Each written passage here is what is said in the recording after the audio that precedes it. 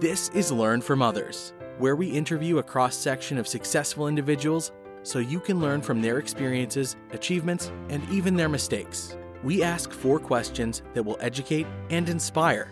Greg Stanley will be your guide as we join our guest on a journey from adolescent daydreaming to success in today's world. Join us on this adventure as we learn from others together. Welcome to Learn from Others, where we help others succeed by sharing success. So today I'm very excited to introduce our special guest, Andrew Phelps. Andrew, how you doing today? I'm doing great. Thanks for having me. Yeah, no, I really appreciate it. Well, before you tell me what you are doing today, if you would, could you tell me what you want to be when you grew up? When I was small, I wanted to be a military pilot, a fighter pilot when I grew up. Oh, that's really cool. So how did that manifest itself? Did you know somebody that was a pilot? Did you have some cool little toy jets, or how did that come about? I had tons of airplane toys. When I was about 5 or 6, I became absolutely obsessed with all things aviation. Just became fascinated that people could fly, and airplanes were the coolest way to do it, in my opinion. So tell me, are you a pilot today? I'm not, but it's on my bucket list. Definitely one of my life goals. Oh, that's really cool. Okay. Well, if you would, tell us, what do you do today, and kind of take us from that time that you wanted to be a fighter pilot to kind of today, like your career path. Absolutely. So today I'm a user experience designer, and that's a title that means I'm a designer that designs apps and software and websites, anything that people interact with on a screen. So we have engineers and developers who write all the code that makes apps and websites work on the computer, but a designer's job is to think about how a person, a user, experiences that software. So where you put each feature, where buttons go, how it looks, how it feels, what makes it fun to use, all those things. Wow, that's really amazing, and I see that being so crucial in today's environment. Even the best apps or the best websites or the best this or the best that, there's always seems to be like some little aspect I wish was a little bit friendlier to the user. So I can only imagine the ones that don't have your expertise that have a lot of challenges for the user, right? That's probably pretty common. It's very common. There's definitely more bad than good. The beautiful thing about it is that anyone can make a great website, app, or product if they, use the process of design, which is about problem solving and identifying problems, identifying solutions, and continuing to iterate to make something better and better. Right. Okay. Well, now, how did the interest in that start? Obviously, you started wanting to be a fighter pilot, and you are not doing that today. So what happened? What changed your career path? Well, I really was always a very creative person. I loved to draw and make craft when I was a kid. I made a lot of models, played games on the tabletop that required a lot of models. And I also loved Legos. I spent a huge amount of time playing Legos and using other building toys. And I think deeply rooted inside me is the need to build and create, and becoming a designer was a natural path from that, because I was interested in becoming an industrial designer, which is someone who designs furniture and all the things we have in our world, basically the architect of stuff. And I ended up going to school at the University of Arizona in Tucson, and they did not have an industrial design program. They did have a graphic design program, and I became fascinated with graphic design, which is the design of how things look and feel in print and in communication, and using design to communicate. And user experience design, what I do today, is kind of a very technical, niche piece of graphic design. Okay, so now, did you start this pursuit in high school? Did it take flight in college when you had to make that kind of change, pivot to what was available? Yeah, I'd say the change happened in college. So the big change for me in not becoming a fighter pilot was I came to the conclusion that I did not want to join the military. I have a ton of respect for the people who serve in our military. But I made the decision for myself after meeting recruiters that it wasn't the best path for me. I was very nervous that I was committing myself to something that I wasn't sure about for years and years and years. And I'm also a very independent and free person. And I was worried that a life in the military would not provide enough freedom for me to be mentally happy and healthy. So when I made the decision not to join the military, I decided to go to college. It was something that's very important to my parents. And when I went to college, I did some exploration of what do I want to be. And one of the people I met at the University of Arizona was my mentor, Jackson Bolts. And he is such a passionate person who was such an advocate for design and living a life that you enjoy. It was kind of infectious, and it put me on that path. Wow. Okay. So now walk me through. You graduate from college. Did you get a job in that field immediately? Did you have to do some internships to get your foot in the door? What was your path once you had your degree and you were pursuing that career path? So once I had my degree, I started doing freelance design. So just being hired by individuals or companies to do their small design projects for them. And I moved back in with my parents because I could not afford to pay the bills doing that. But after almost a year, I was able to get enough business going to support myself. So moved into a small shared apartment and kept growing my business. And I learned a lot along the way, almost entirely self-taught on the technical end of things. My education was a great design education about the foundations of design and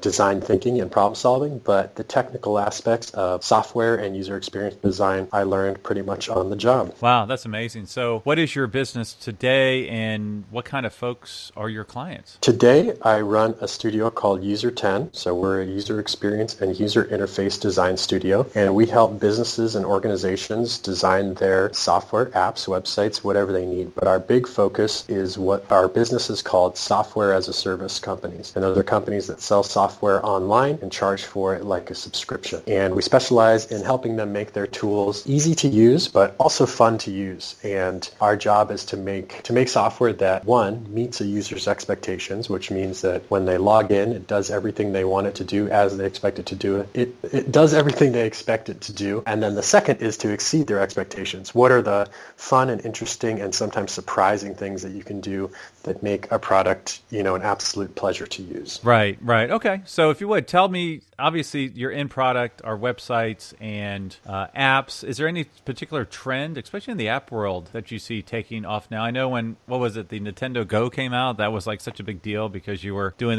geo syncing or something. Is there something like that you see as a future trend in the app world? Sure. So there's a lot of trends, but so many of the trends are based on the technology and what the market is ready for. So over the past 10 years, we've seen native apps, which means an app that you download on your iPhone or your Android, become less and less popular as the mobile web gets faster and faster and better. So it used to be that you had to install these apps on your phone, and they would only hit the network, the internet, to get the data they needed in order to run smoothly. Now the internet is so fast, and the wireless internet is so fast, and 5G networks are so fast that it's less and less important for an app to be a native app installed on your phone. And so mobile websites and mobile user experiences based on the web are getting more and more popular as those technologies improve and the connection speeds get faster and faster. Wow. Okay. Yeah, that's something I would not have expected to be your answer. So that's pretty cool. Wow. Okay. As a reminder, you can check out all previous episodes at learnfromothers.org. And if you're an educator or a student, you can search for podcasts by career cluster. So Andrew, we learned what you wanted to be when you grew up, which was a fighter pilot, and what you do today, which is not a fighter pilot, but you hope to get your pilot's license in the near future. So looking back on your career, what would you do differently? I think I would have sought mentorship earlier in my career. So I started out working on my own, and I think there was a ton of value that I got in trying to start my business and learning on the job. But I think I could have had a better balance between teaching myself things and learning on the job and looking outside to mentorship or education. So I think both forms of education are valuable, and I think that real-world experience is the most valuable, but I think I actually put too much focus on learning on the job and not enough focus on finding mentors that could help coach me and counsel me through my early career. That's really great advice, and I've heard that more and more. Having an internship, whether in high school or in college, to get your foot in the door or just to understand what that job is really all about, and it also tends to show you other aspects to maybe the same company or the same industry that might really intrigue you. You know, you might not like A, but you really like B. So now, did you find those opportunities weren't there? Or did you just not grasp onto them when they were presented to you? You know, working as a freelancer online is a pretty solitary experience. So I didn't look very hard. I think, one, I wasn't very aware of what was actually out there. Two, I didn't look very hard. And three, I'm sure that some of my insecurity early in my career, you know, not feeling I was good enough, or, you know, not being sure that if I reached out to someone, they'd be interested in helping. But I've found over the course of my career that a lot of people are willing to help you if you just ask. Yeah, I totally agree. And I probably suffered from the same kind of fears you had as well. Like, oh, would they actually say yes? You know, there's a slight fear of rejection involved with asking. So yeah, that's very interesting. Well, now let's talk to the student who would like to do what you do. So define it as you will. What advice would you give them? Is there a typical career path to what you do? That's a great question, and I'm probably not the best person to answer it. So as I mentioned, my my educational career was not in user experience design. It was more a foundational design program. I think the people I've found in my career who are the most talented and passionate are the folks who started either designing or writing code long before it ever became a job. They thought it was fun to make some t-shirts or push things around on a screen,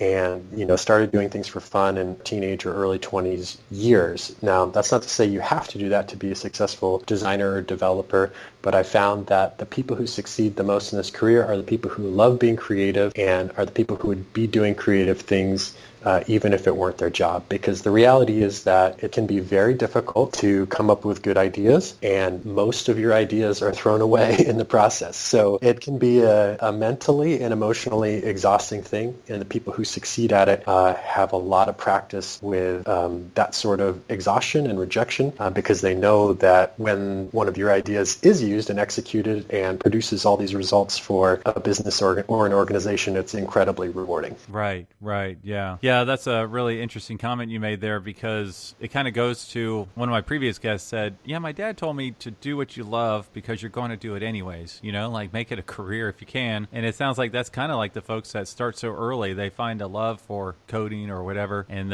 they find real success in transitioning that into a role. Would you agree? I would agree. I think it's a little bit more complex than that. I definitely know people who started out as designers but have changed careers because they didn't like how having it as a career destroyed their enthusiasm for their creativity. So I think it's something that you have to navigate as an individual and make sure that the career part of it doesn't destroy what makes it special to you. That's a great call out, because I've had someone give me that advice in the past as well. It's like, well, if you do what you love, you might not love it anymore.